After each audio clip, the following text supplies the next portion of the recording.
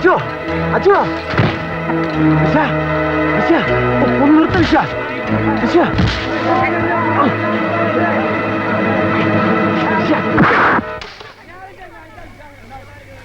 എന്താ കാര്യം? എന്തിനാ അച്ഛൻ നിങ്ങൾ തല്ലിച്ചതക്കുന്നത്? മോളോട് ചോദിക്കും.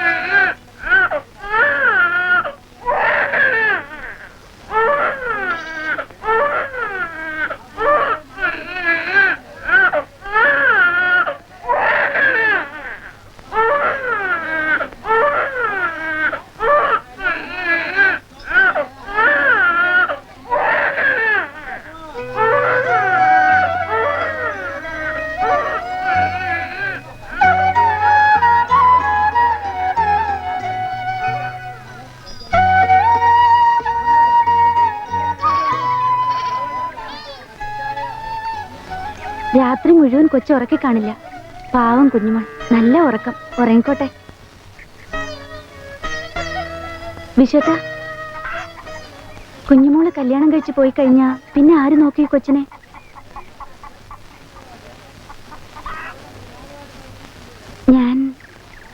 ഞാൻ നോക്കിക്കോളാം. വേണ്ട, ഞാൻ നോക്കിക്കോളാം. എന്നാലും എനിക്കറിയാം എന്നോട് ഇഷ്ടമാണെന്ന്. അതുകൊണ്ടല്ലേ അച്ഛൻ എന്നെ പിടിക്കാൻ വന്നപ്പോ? അല്ല, നീയല്ല ആരായാലും എനിക്കൊരുപോലെ. ഞാനത് ചെയ്യും.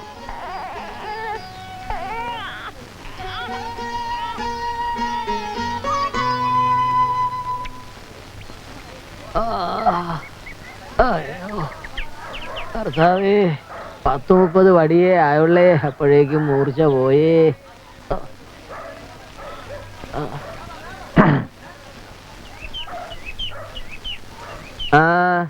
ഒരു 50 ഉറുപ്പ്യ വേണം കുഞ്ഞു. എന്റെ കർത്താവേ, മുമ്പേ വാങ്ങിയതും പലിശയും പിന്നെ അതെ ഇപ്പോഴത്തതും ചേർത്ത് നല്ലൊരു തുകയാകും. എന്താ സാരമില്ല, കുറിച്ച് വെച്ചേക്ക്. കൊക്കി പ്രാണനുണ്ടെങ്കിൽ ഞാനിത് തിരിച്ചു തരും. പറഞ്ഞത് ഇല്ലെങ്കിലും കുഞ്ഞു വർക്കിക്ക് മുതലും പലിശയും കിട്ടണം.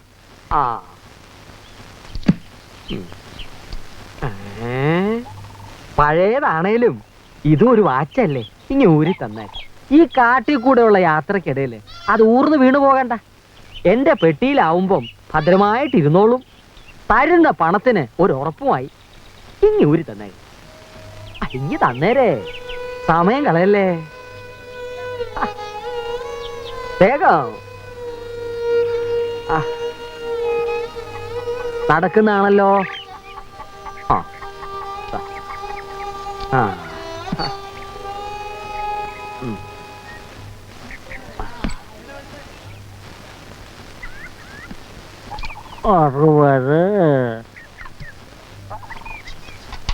കുഞ്ഞുവർക്കിയുമായിട്ട് എന്താ ഇടപാട് വല്ലതും ഉണ്ടോ? ഏയ് ഒന്നുമില്ല, വെറുതെ. സമയം എന്തായി അജയനെ? സമയം ഓന്റെ ഇല്ല.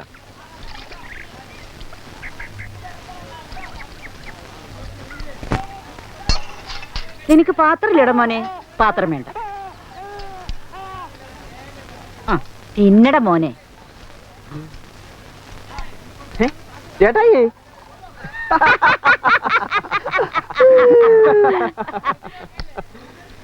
ഇന്നലെ കണ്ടു. വിശപ്പിന് ജാതിയൊന്നുമില്ല തിരുമേനി. ഞങ്ങള് പാവം താണ ജാതിക്കാൻ ഉണ്ടാക്കിയതാണെങ്കിലും തിന്നത് ദഹിച്ചല്ലോ. പാവം തിരുമേനി എങ്ങനെ കളിയാക്കാം?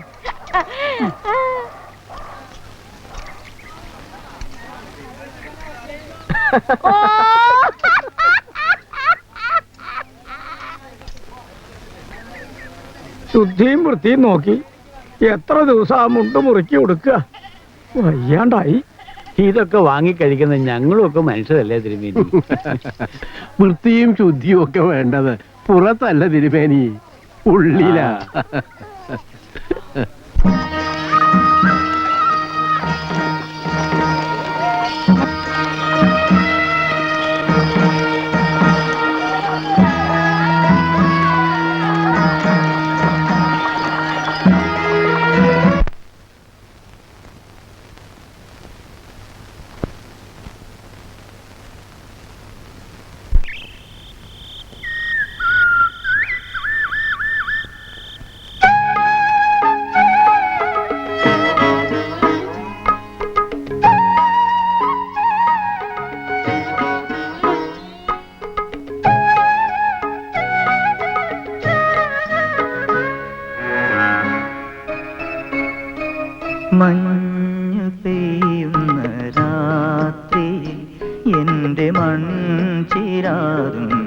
എടുത്തി ഞാൻ.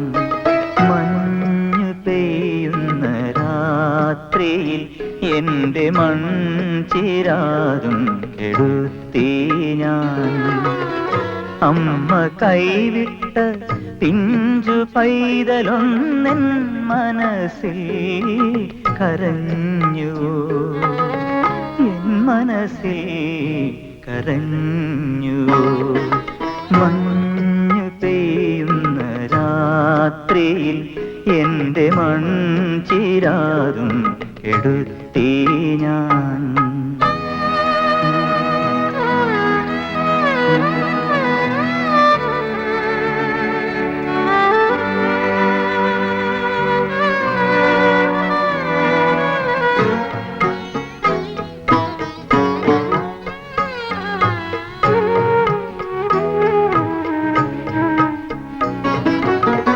സ്വർണ്ണ പുഷ്പങ്ങൾ കൈയിലേന്തിയ സന്ധ്യയും പോയി മറഞ്ഞു. സ്വർണ്ണ പുഷ്പങ്ങൾ കൈയിലേന്തിയ സന്ധ്യയും പോയി മറഞ്ഞു. ഈറനാമതിന്നോർമകൾ പേറി ഈ വഴി ഞാൻ അലയുന്നു. കാതിലിറ്റു വീഴുന്നുണ്ടേതോ കാട്ടുപക്ഷി തൻ നൊമ്പരം. മഞ്ഞു പെയ്യുന്ന രാത്രിയിൽ എൻ്റെ മൺചിരാതും കെടുത്തി ഞാൻ.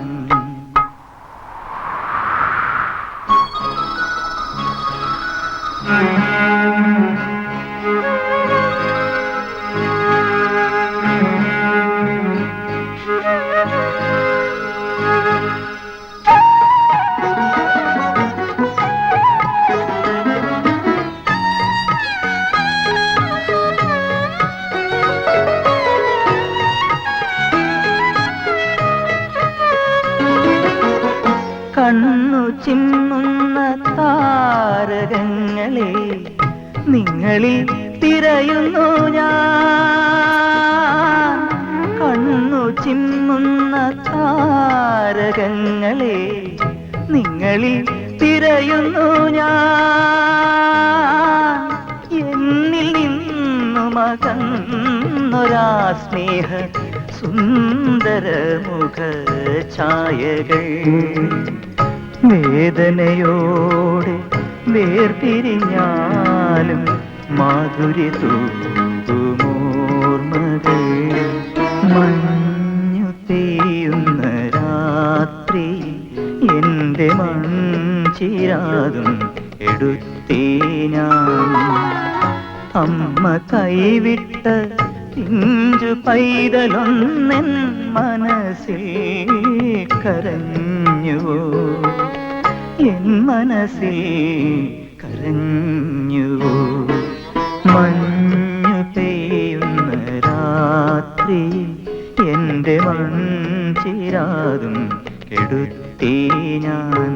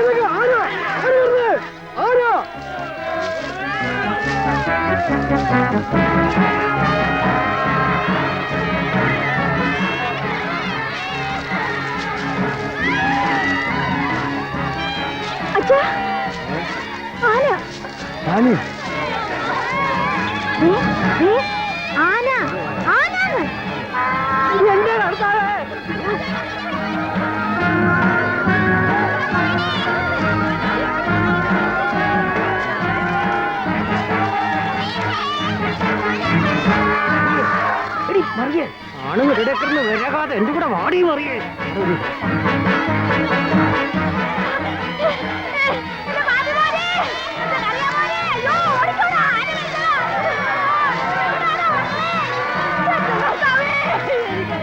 അയ്യോ നീ വീണ്ടും വരകാൻ വന്നോടി. നിനക്ക് എന്തോന്നിന്റെ അസുഖമാണ് ബഹളമുണ്ടാക്കല്ലേ, ബഹളമുണ്ടാക്കുന്നത്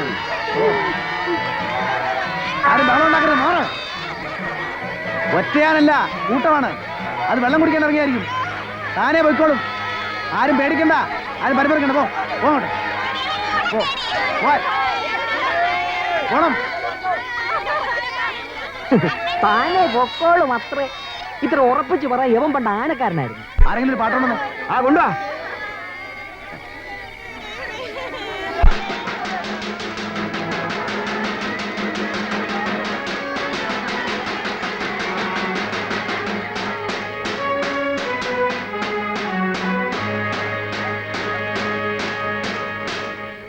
ഇവനെയൊക്കെ കാവലെടുത്ത് എങ്ങനെ സംഭവിച്ചു? ആരെങ്കിലും കാവല് വേണ്ടേ അച്ചു? ഞാൻ ഇരുന്നോളാം കാവലിനെ. എല്ലാരും പോയിക്കോ.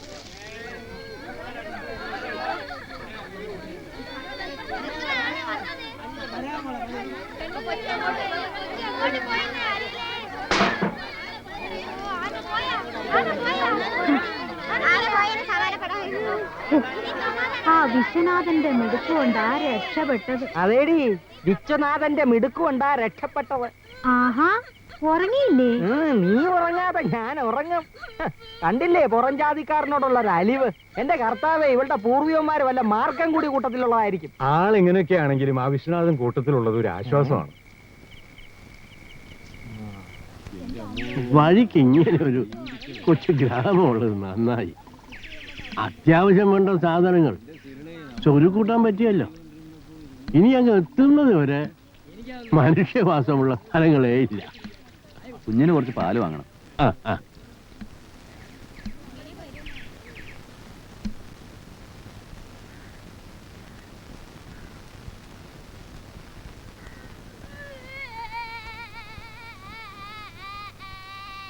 ഒരു ചായ വേണം.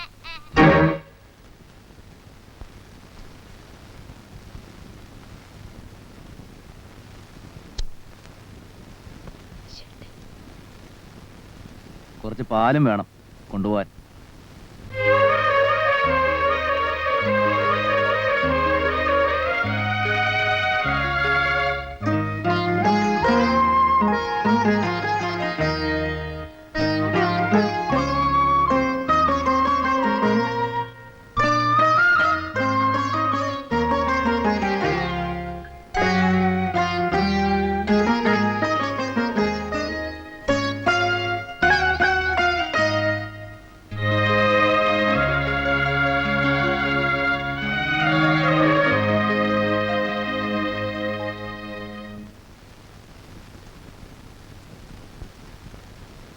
ജയിലിൽ നിന്ന് വന്നു. കുറച്ചായി. ഞാനൊരു കത്തയച്ചിരുന്നു ജയിലിലേക്ക്. കൊച്ചനിയന്റെ കയ്യിൽ ആരും കാണാണ്ട് ഏൽപ്പിച്ചതാ. കിട്ടിയോ ഇല്ലെന്ന്. കിട്ടി. എന്റെ കല്യാണം കഴിഞ്ഞ പിറ്റേ ആഴ്ച. ഞാൻ കരുതിയത് നീയെങ്കിലും രക്ഷപ്പെട്ടിരിക്കുന്ന.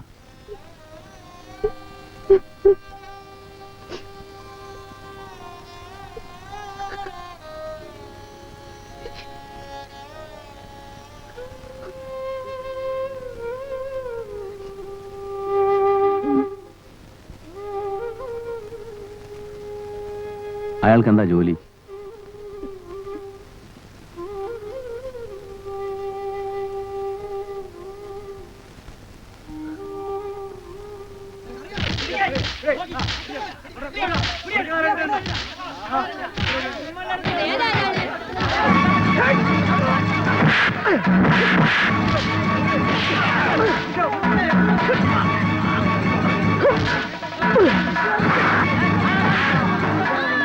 കഴിവുള്ള മക്കളെ വരുത്തുന്നോ?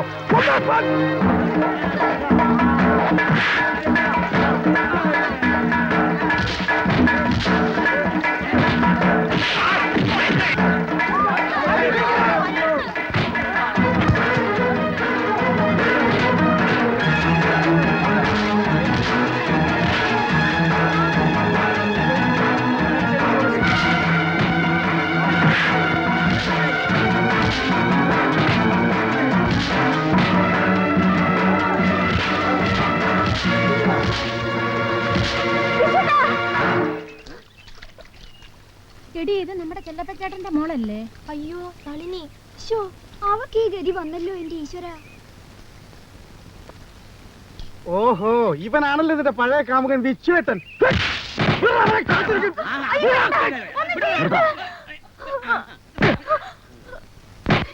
വരൂ നമുക്ക് പോവാം. വരൂ.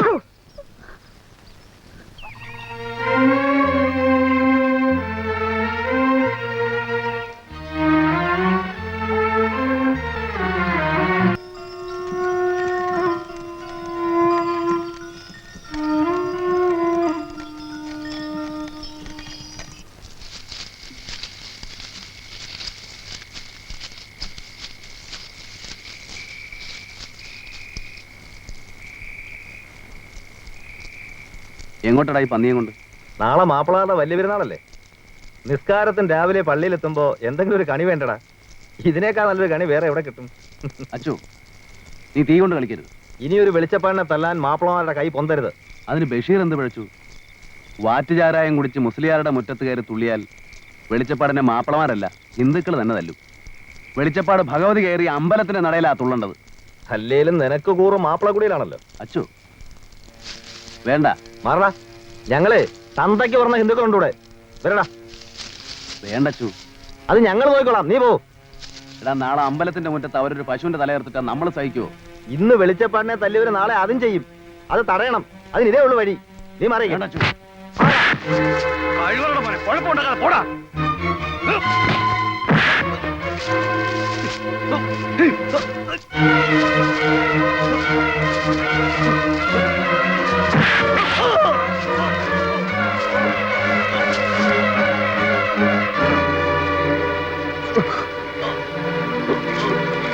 എടാ,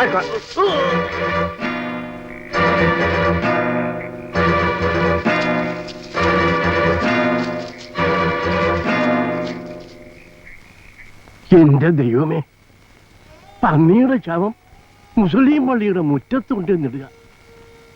അങ്ങനെ ആലോചിച്ചെന്ന് അറിഞ്ഞാൽ മതി ഇവിടെ ചോരപ്പുഴ ഒഴുകാൻ. നിന്റെ നാവിന്ന് ഇത് പുറത്തു പോകരുത്. ഒരു വലിയ വിപത്താണ് നീ ഒഴിവാക്കിയത് മോനെ. പോ, എവിടെയെങ്കിലും പോയി രക്ഷപ്പെടും. പോ. ഞാൻ ഇല്ല, പോ. പോകാനാണ് പറഞ്ഞത്. ഇവിടെ നിൽക്കരുത്. പോ, പോയി രക്ഷപ്പെടും.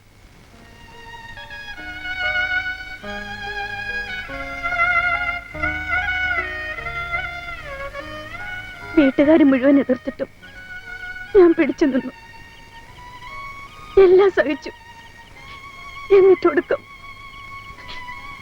എന്റെ വിശുട്ടിനൊരു കൊലപാതകയായി. ഇനി വീട്ടുകാരോട് ഞാൻ എന്ത് സമാധാനം പറയും? എന്തിനാ വിശുട്ടൻ ഇത് ചെയ്തത്? എന്തിനാണെന്ന് കൊന്ന എനിക്കും മരിച്ചുപോയ അവനും അറിയാം. എല്ലാവരുടെയും മുമ്പിൽ ഞാൻ കൊള്ളരുതാത്തവൻ കൊലപാതകി. നിന്നെ വിളിപ്പിച്ചത് യാത്ര പറയാനാണ്. ഏത് നിമിഷവും പോലീസിനെ പിടിക്കും. പിടിച്ചാൽ ശിക്ഷ കൊലക്കയറാണ്. ഇനി നീ വീട്ടുകാർ പറയുന്നതനുസരിക്കും. എനിക്ക് വേണ്ടി കാത്തിരിക്കില്ല. നാളെ ചിലപ്പോ ജയിലിൽ നിന്ന് തിരിച്ചു വന്നാൽ കൂടി എന്റെ നന്ദി ഒരു കൊലപാതകയുടെ ഭാര്യ ആവണ്ട. അല്ലെങ്കിൽ തന്നെ തിരിച്ചു വരുമെന്നുള്ളതിന് എന്താ ഉറപ്പ്? നീ എങ്കിലും രക്ഷപ്പെടും.